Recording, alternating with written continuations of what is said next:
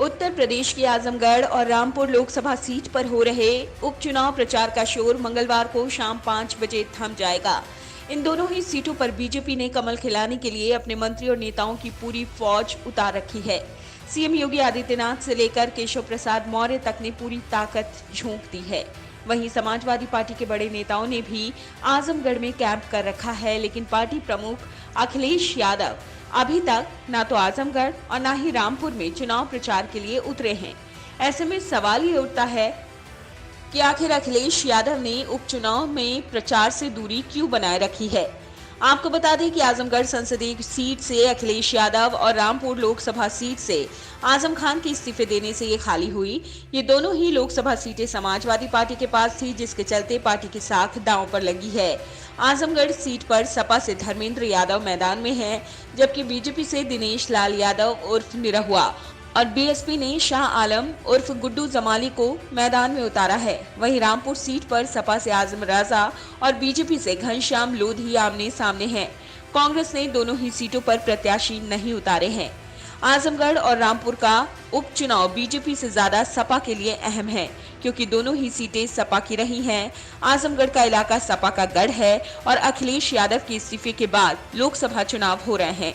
इस तरह से आजमगढ़ में अखिलेश और रामपुर में आजम खान की परीक्षा होनी है। यही नहीं, सपा के यादव नेताओं को बीजेपी अपने साथ मिलाकर आजमगढ़ में धर्मेंद्र यादव के खिलाफ जबरदस्त चक्रव्यूह रच रही है। इसके बावजूद अखिलेश यादव न ही आजमगढ़ और न ही रामपुर में चुनाव प्रचार के लिए उतरे हैं, जिसे लेकर बीजेपी भी सवाल खड़े करने लगी है।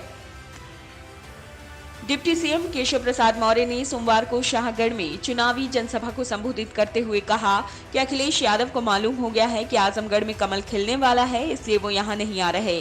उन्होंने कहा कि विधानसभा चुनाव में आजमगढ़ से बीजेपी को भले ही एक भी सीट न मिली हो, लेकिन सबका साथ सबका विकास के तर्ज पर योगी सरकार आजमगढ़ में भी विकास कार्य करा रही है। वहीं इससे पहले सीएम योगी आदित्यनाथ ने निरहुआ के समर्थन में रैली करके आजमगढ़ को आर्यम गढ़ बनाने के संकेत दिए, तो कहा यह भी जा रहा था कि आजमगढ़ को आतंक गढ़ बनने का अवसर मत दीजिए। माना जा रहा है कि अखिलेश यादव आत्मविश्वास में हैं कि सपा दोनों सीटें जीत लेगी। यही वजह है कि वो नहीं जा रहे।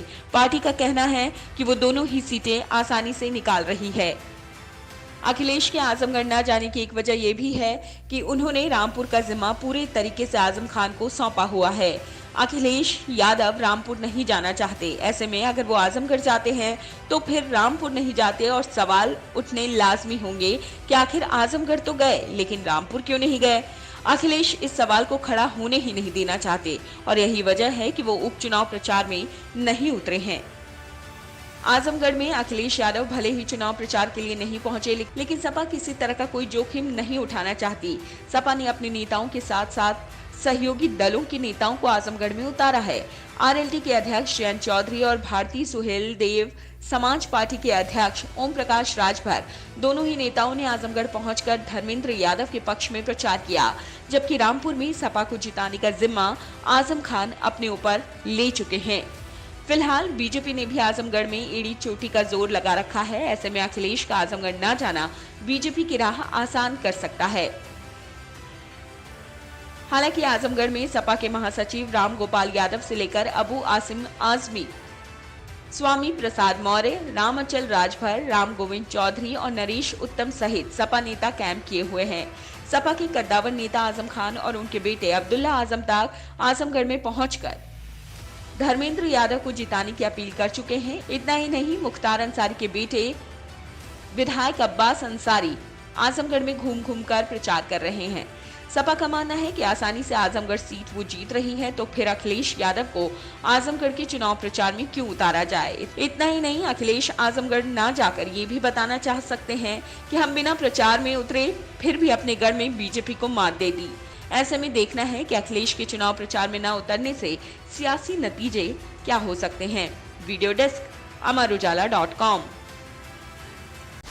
डाउनलोड करें अमर उजाला ऐप और पाएं खबरें लगातार।